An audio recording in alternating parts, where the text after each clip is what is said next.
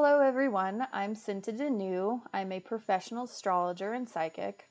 I have been studying astrology, tarot, oracle cards, and witchcrafts for approximately 13 years now.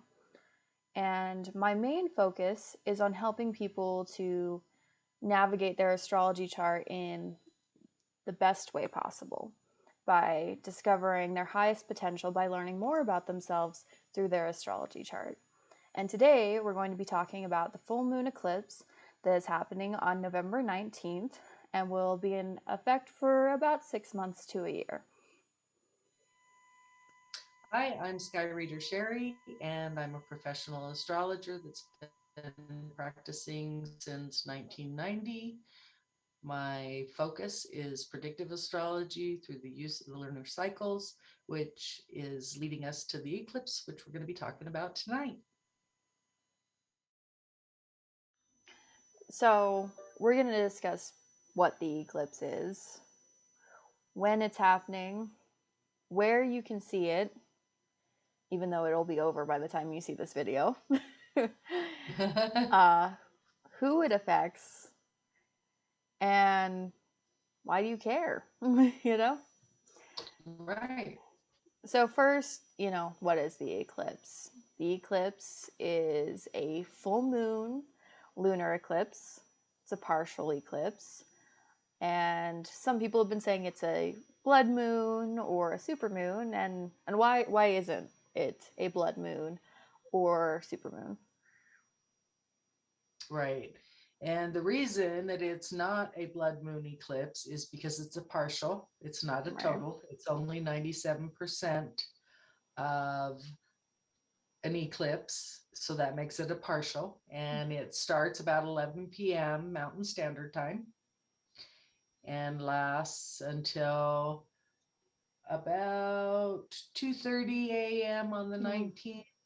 It's not a supermoon because it is at its farthest position from the Earth instead of its closest. mm, Supermoons occur when it is really close to the Earth at about 95%, and this full moon is about at 3%. So it's way out there right. from. So that's why it's not considered a supermoon or a blood moon eclipse. Who is it going to affect? It will affect people worldwide, but people where it is visible, areas where it's visible, tend to have a stronger effect than Right. those that are in the parts of the world where it's not visible. And again, so that's the 50 United States. It is visible here. And depending on one's natal chart and their natal planets, if they're connected to the degree, which is about 27 degrees of Taurus, are more highly impacted. Mm-hmm. If it's not impacting your natal chart, it's around you, it's not Right. on you. So you're going to see these things happening in the environment, but not necessarily a personal experience. It's giving us a view of what's coming up in the next 6 months, what's going to happen, what's going to Right. occur. With this full moon, because once the moon leaves the exact opposition to the sun, it's void of course. Mm, So when a full moon eclipse does not apply at the degree, it's talking about things that have happened in the past. right. Things that have been starting in the past are going to come to a culmination in the next 6 months. So it's a timing device. That's how I use it, as a timing device. And whenever the transiting planets come around and start activating that degree, we're going to see the energy be reactivated Right. at that time. So that's what we're going to be looking for as far as the transiting planets. When is it going to be reactivated? When can we expect to see the effects of this full moon eclipse come into consciousness? Right.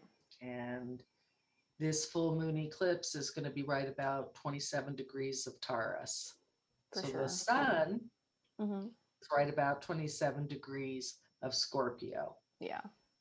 So also this eclipse is the longest eclipse in the last 580 years, or no, in the next 580 years. And Yeah.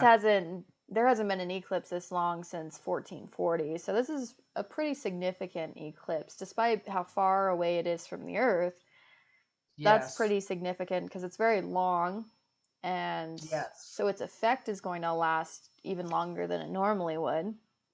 Yes. And of course, it's there's a lot of major aspects with this eclipse. I noticed every single planet is being aspected in some way, either directly to the eclipse or to the ruler of the eclipse. So it's pretty powerful, Yeah. is what it looks like.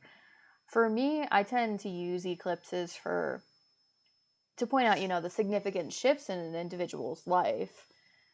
Because I noticed that, when an eclipse series goes through someone's chart, it usually indicates like major transformation and changes that they're going through in that area. And, there's a series of eclipses, 2 to 3 eclipses every 6 months or so. And those Yeah. series, it can be in the same signs for, the, of course, you'll have like Taurus and Scorpio together, or any signs that are opposing together for these eclipses, the full moons and the new moons. And I tend to notice that for about the year that it's going through those two signs, that there's a really, really strong theme for that year. You know what I mean? Yes, definitely. Definitely. And it shifts about every 18 months to 2 years based on the North Node, Right. which is going to shift in 2022. Right now, we're in the North Node in Gemini. We're coming to the end of that time, and there's going to be a huge shift into Taurus, which is a shift in consciousness. It's a shift in focus on the planet. Right. And So, that's what we're going to be going into next is the right. axis. Super excited for the Scorpio Taurus axis, personally. Yeah.